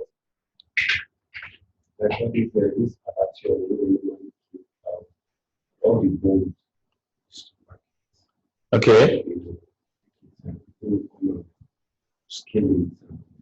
Oh yes. Calcium. Okay. Fantastic. The world is going to that level. I mean, there's a playground where my kids used to play when we were in the UK, and we found out that the pool in that playground is always warm, even in winter. So later we now realize that there is a crematorium next door. You know, when people die, they just burn them. They just cremate them and then give the ash to the family, you know, as their remains. So the body is a lot of oil. So just use that to keep heating up the pool. Just light it small lights. It burns very, very vibrant fire, and then the pool is always warm. Energy. All kinds of conversions are happening. That's where we should begin to think about, okay, so what should we be thinking about? One, think about the sources and go for renewable as much as possible. Two, begin to reduce your waste and use less. So we're not talking about in FM how to reduce energy consumption. The more energy you use, the more should be your productivity. If I do more work, I should earn more. That's basically the rule. But because of waste, it doesn't always follow that. So my job as an FM is to improve energy performance. And to improve energy performance, I must cut away of waste from my energy consumption. Okay? Improve energy performance, measure in terms of cost, absolute use, or with various energy use ratios, such as kilowatt per organizational unit. I can start measuring things that are specific. How many kilowatts per person in my office? How many kilowatts per square meter? How many kilowatts per visitor? Are you getting what I'm saying? Because I know my total kilowatts. I want to keep measuring that metric that makes it more efficient. If I know one man producing so much work, is using so much energy, right? I can now say his energy per output, which is a division of the energy by what the output of product he produces. So I begin to monitor that particular metric to reduce the energy while increasing what the output. So the energy I'm using is actually the energy consumed. But my goal is to increase the number of trees. So if the total energy finally increases, the expectation is that the total energy the product produced should automatically be also very high, isn't it? But I must keep keeping the unit consumption of energy per product down. That is what we call energy performance. So the goal should be to use less, more from renewable sources, more socially and environmentally responsible manner of consumption of energy, not to waste, and then begin to look at how the energy consumption and purchasing takes place.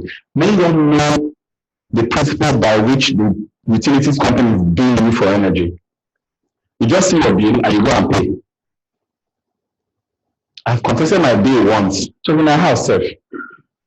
By the time I contested it and the bill was looked into, I got credit said for 11 months in the future. 11 months. I think it must have done their misbilling estimated for more than 2 years or something.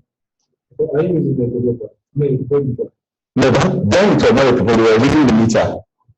It was reading, it wasn't a faulty meter.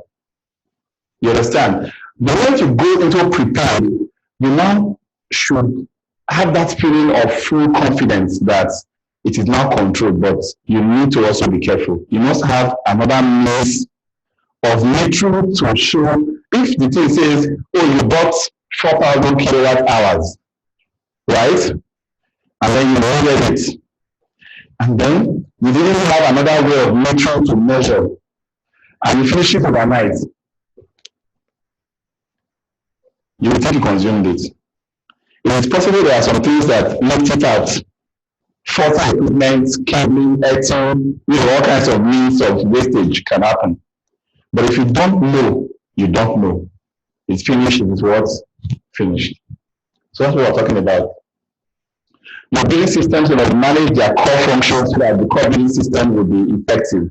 Core billing systems have to do with your walls, your ceilings, your roof, because if they are leaking out temperature from inside, you are actually wasting energy. Your windows should be tight. They should be properly installed. They should be of the right gauge of material so that it not. If you actually touch your window from outside and it is as cold as the window is inside, you are wasting current, you are wasting power. Yes, if you touch your window outside, this is outside your house. If you touch inside, it's this temperature. And you now go outside and you now touch the window, it's still cold outside, you are wasting, because that whole surface is exposed to the heat, right? So that contact, that loss is affecting your consumption inside.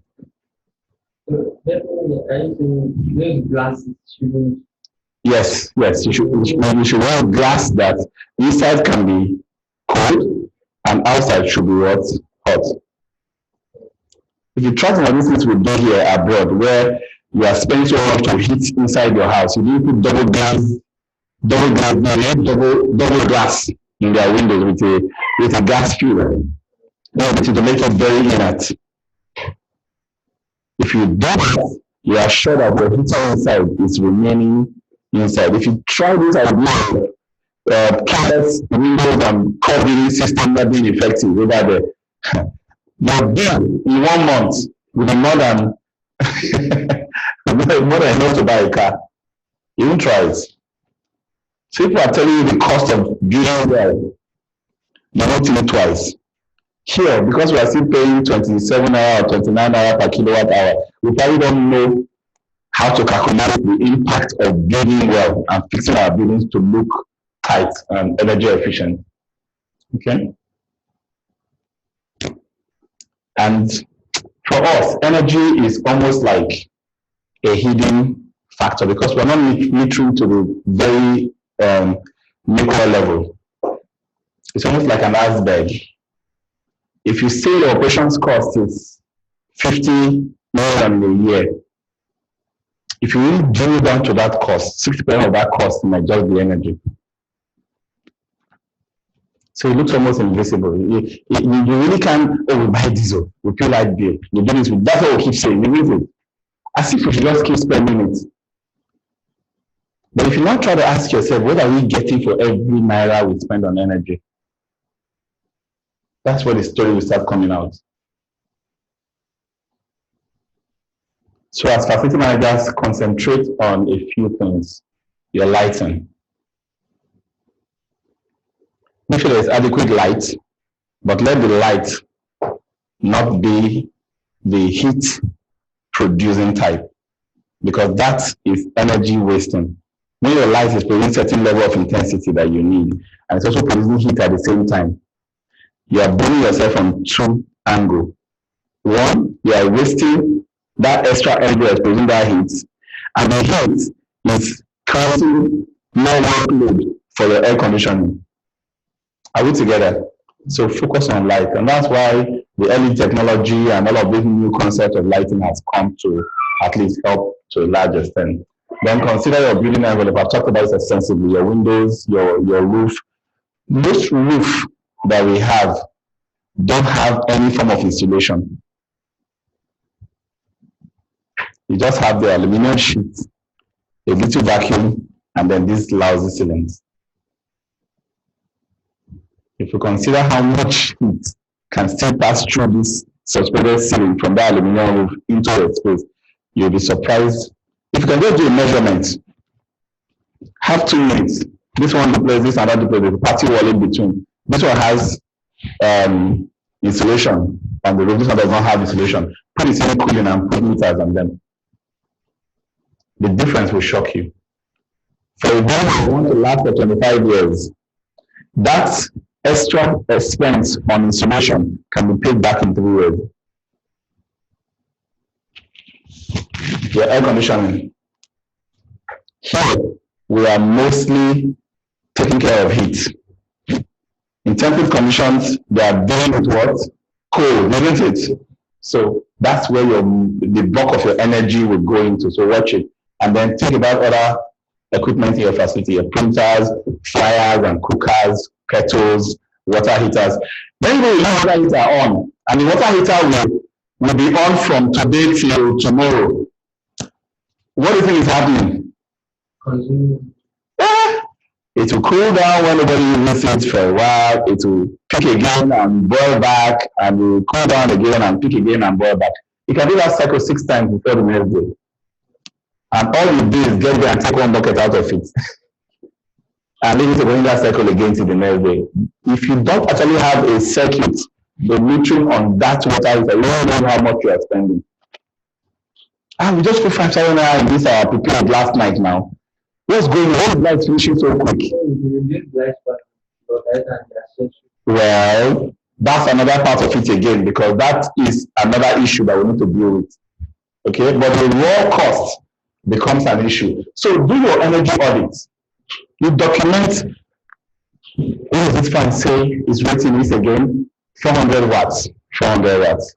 Meter it. What is it consuming? Is it 400 watts? Is it 420? Is it 450? Compare. You do that for every of your energy consuming asset. That is what an energy audit is, nothing more than that. Between 400 and 450 watts, that extra 50 watts multiplied by the 12 hours runs every day is a big question. Isn't it? If I know that amount, how much a watt costs me, I can ask myself, what am I really doing with this fan? Why is it doing, if I establish why I need it, when you're doing this extra current, what is causing it? Is it a fault? Is it the age? Is it something? Should I replace it? Should I repair something in it? Those questions will be answered by the analysis of how much I'm going to save if I do something to reduce it back from 450 watts to 400 watts, because I now know the cost of what I'm doing. Okay? That's energy audit for you. So you just take actions to ensure that you can do remedial effort, because now you know what your problems are. And then some of us who use public supply, you have maximum demand. We talked about this in this class, right? Where you have in your daily use, your light consumption, which is will typically go up and come down and stay till the next day when it starts again, isn't it? This is your hours of the day. It's your hours of the day. This point here is your peak. Got that? It's your peak. That's the point where everybody in your facility, and virtually everything is working at this time. Your sewage plant will be working more because people are flushing and going to the level. Your water tank will be filling up because people are flushing and drinking and washing. The tank goes down, it fills back up.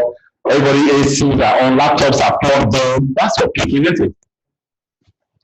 For most of your typical residential billing, you're actually paying for what you consume.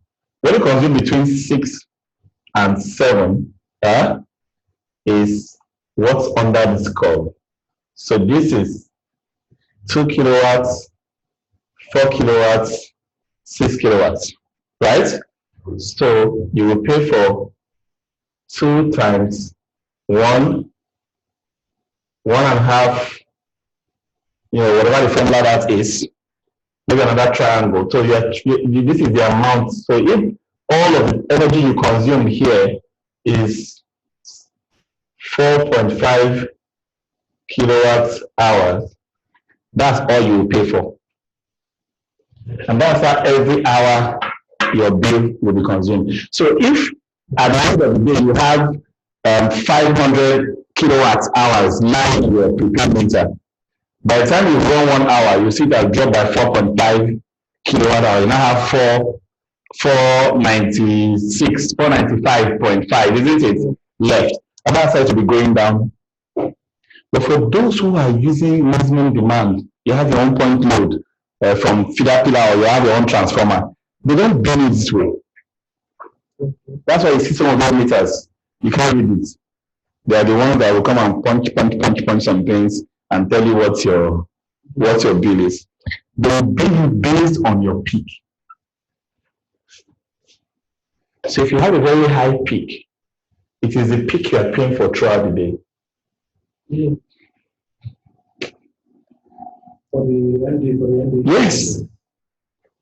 The point loads and maximum demand, they bill you for that peak throughout the day. Why? Because you are a special customer. That's why they call you a point load holder.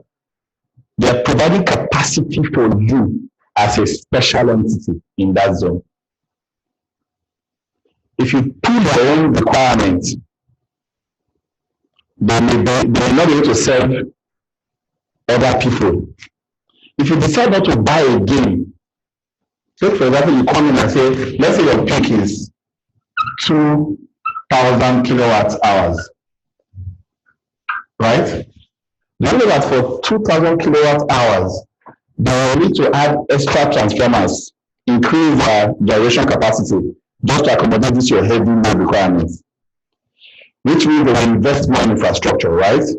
If tomorrow you now wake up and say, the end has died, this company has folded up. If they have been charging you like this every day, they will not have recouped their infrastructural investment by the time they are not buying again. And they cannot scale down. They cannot scale down. They've changed their generator to a massive one. They've changed their distribution apparatus to bigger ones, right? So that's why they will stop, they make a huge loss. So to accommodate you as a massive user, they have increased. So they will have to build on this. So to help yourself, you should be watching these heights every day. As much as possible, you want to keep that peak down. To keep that peak down, you begin to practice any of this. You can do load shedding. Load shedding simply says between 2 o'clock and 4 o'clock, everybody are on break. And when everybody are on break, we will knock off all our central ACs, and then our consumption comes down to here. So my peak has dropped to where? To here. So my consumption will look like this. Just because I did load shedding, just knocking off my central ACs within these short hours. If I now decide that I want to do more I want to do load shifting. I will say, don't make the water pumps automatic. If you pump in the morning, pump again in the evening, so that because I know how much liters we use in the day, we will not finish 10,000 liters during the day. We'll pump full tank in the morning, pump again what? In the evening. So I have shifted some loads that should have been happening around, maybe around here again. I've shifted it from here to where? To here.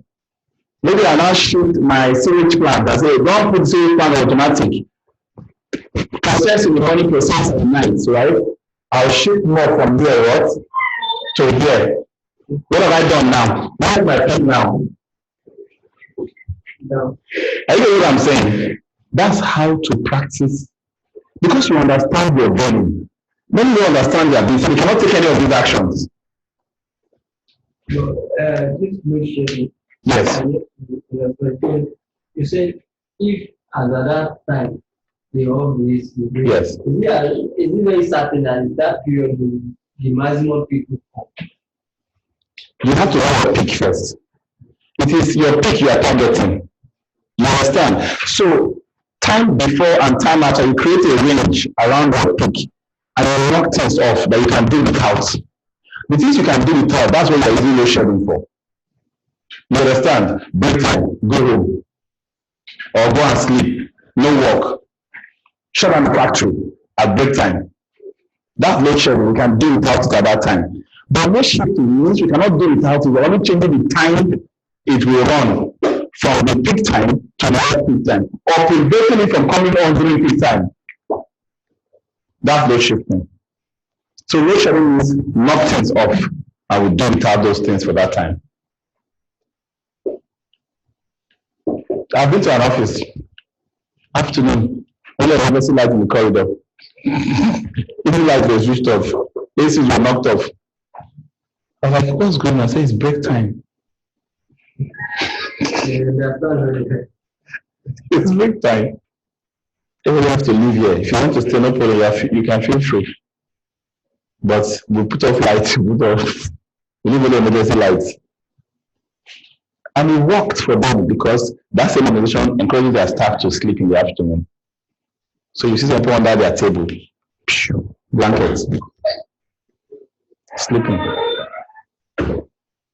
It sounds absurd for us that are not used to it, but those guys are highly productive people. They deliver massive amount of work. They don't have excuses if you create such sustainability standards for them. Then also consider your little issues in your facilities. So we talk about the big one, the macro ones. There are also the micro ones.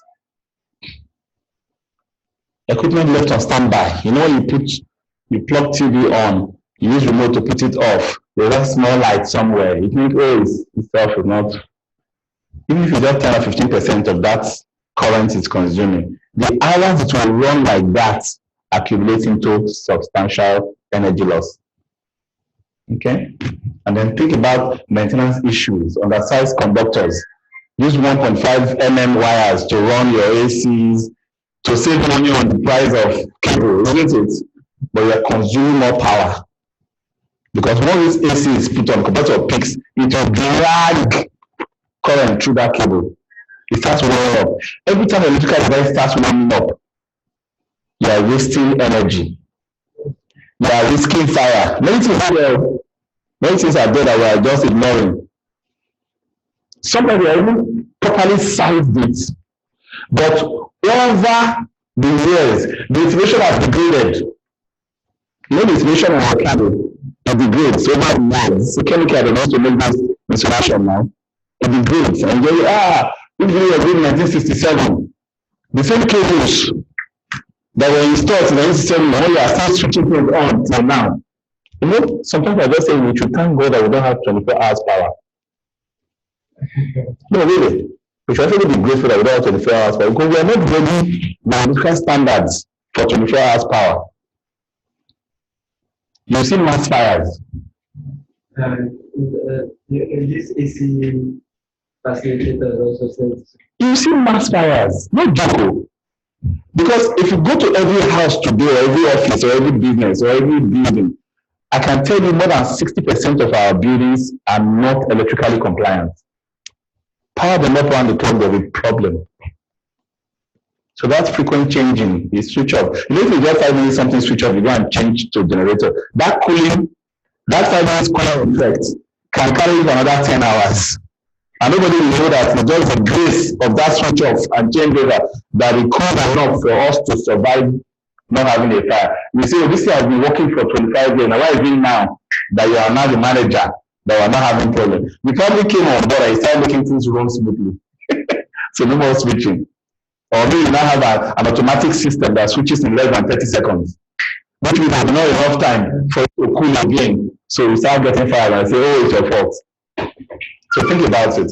And then dirty connections and poor connections.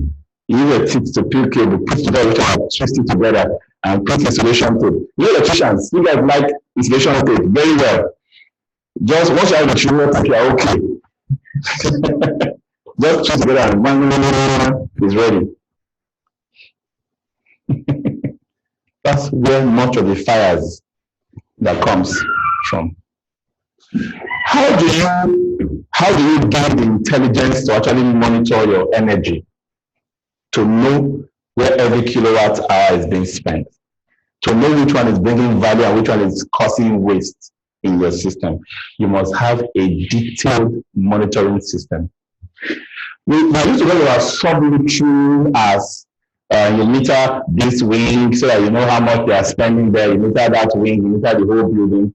Now we are talking about circuit level monitoring. What does that mean? Every circuit in your DB, you need to actually monitor one by one and have a sense of how much current is passing through them round the clock.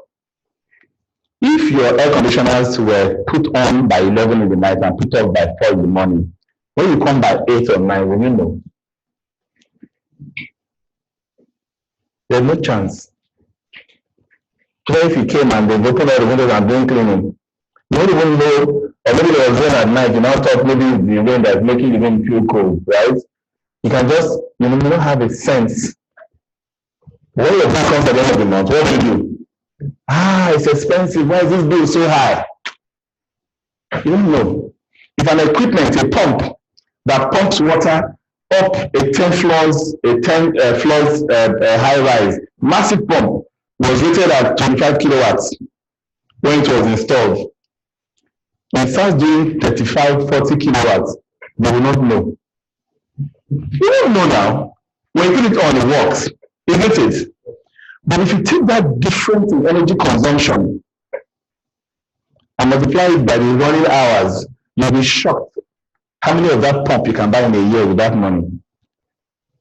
But you don't even know, so you are spending it. Without even knowing you are spending it, so it's a total bill. I don't know where the money is going to. Some of you want to do some repairs, some replacements, some obsolescence management. No, so it's your program, everything is still working. Show them the cost of it working. Because you cannot do circuit level monitoring. That's what an energy management system like Max-Migold from Best that we distribute around does for you. It helps you to just know exactly what each one. So you can compare for each equipment what is writing and what is currently consuming. For every zone, for every area, you can know totally what this area was consuming before and what's consuming now. So now ask yourself, what should we check? Is it the windows and doors? Is it the ceiling? Because if you don't know that difference, you won't start looking for what is wrong. So, is the outcome just a device, probably that maybe the role of the phone you mentioned? Yes. And just increase the capacity of the consumption. Once there's a fault, it could just be the shaft, it could be the bearing, it could be the motor, could be anything in that pump system.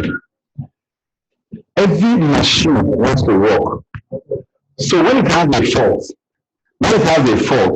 it forces itself to work. If that person is forcing itself to work, that makes it to deal more current, and that's the risk. And that's what we need to watch out for. And that's how some people even know that some equipment are having faults. But we know that sign Just the energy is drawing. Just compare what his rating is to what is drawing now. You know that there's a problem. You start investigating. You don't need to put a grid somewhere, a little grids, or to change a certain bearing, or to remove a certain belt. You know, when a belt is running between a motor and a propelling system to work a machine, for example, you see that little vibration that is happening there. It's losing currents, it's losing power because it's forcing itself to work. It's not steady. That extra kinetic energy that displacement is costing, you are paying for it. If you touch something that used to be 55 degrees Fahrenheit before, and now it is 90 degrees Fahrenheit, it's energy you are consuming. Many people don't just realize that energy converts itself from one form to another. If something is not extra noise, you have to do this amount of height, 25 decibel. It's not making 1920 decibel. You are paying. It's another form of energy that has been converted. Every energy comes as an input from your bill. Whether you want to use that energy to move water or fluid that system was meant for, or generate sound, vibration, heat, or whatever, it's your choice. It's your choice. But at the end of the day, any extra energy used to produce other things don't add to the value. And because it wants to create a normal value, all this extra energy will not be extra drawn from the system. And that's why you see it going up. Stop that issue. Stop the noise. Stop the vibration. Stop the heat. The energy will what? Come down. Questions? There's an assessment on this one.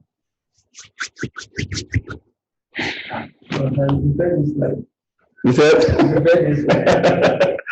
No.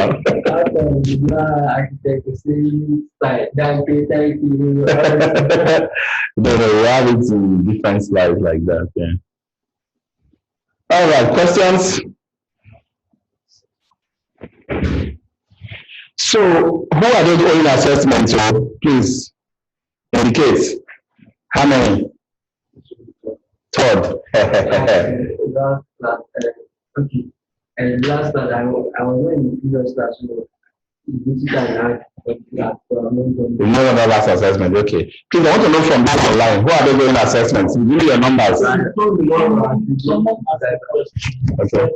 That's from Victor. So what can we use for sub-metering? Okay, sub-metering. You can use an energy management system like AnyScope. Victor, if you want to have a demo of AnyScope, you can visit the office. Come to this office any day. I will show you what the AnyScope does.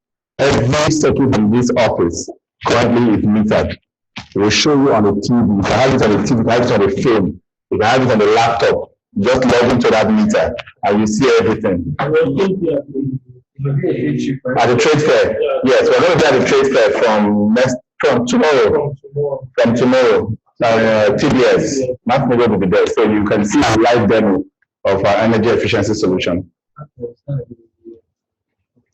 Saturday is a field trip, isn't it? Yes. You can do a field trip in the morning and then come to TBS in the afternoon. Who's there again? No. All right. I want to know how many assessments you owe. Victor, how many assessments have you not done?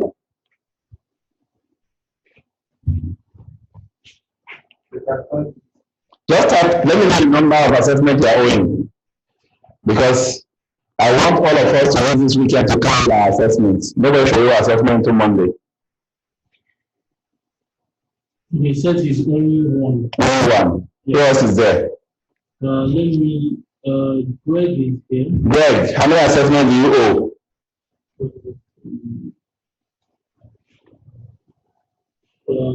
Ife is there. Ife, how many assessments do you owe? Ife, do you have the headphones on? You want to speak or you want to write the number? I need to get a commitment that all assessments will be cleared by this weekend though. All right, thanks everybody. Have a nice evening. Yes. When having a new facility, coming to manage a new facility, what is the first thing that the facility has to take care of?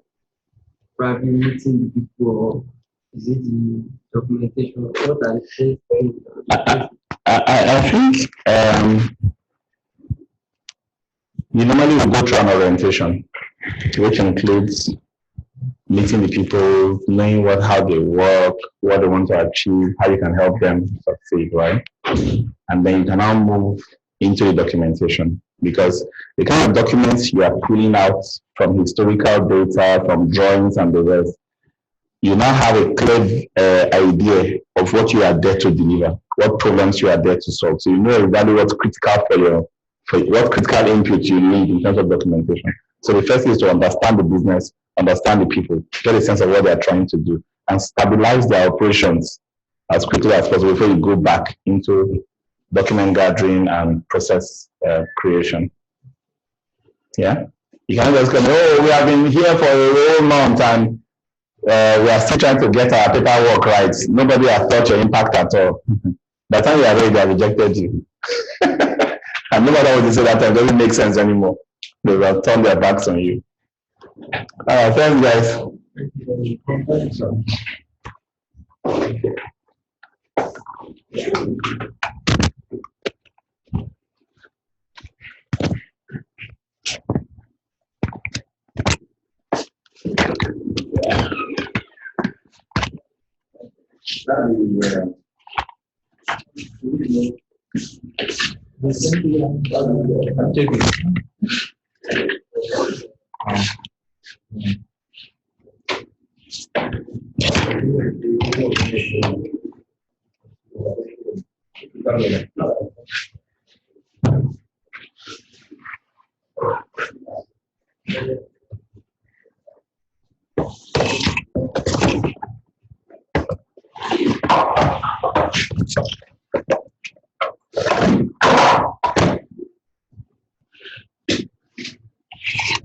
So the field trip is definitely happening Saturday. Have you ever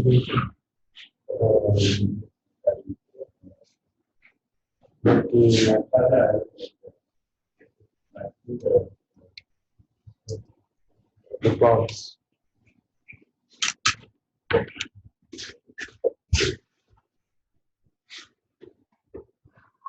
So the short this is bounce. About one is the bounce. This was yours on the but currently you have your not even doing the bomb camera. Huh? Managing PPs. I don't want one person.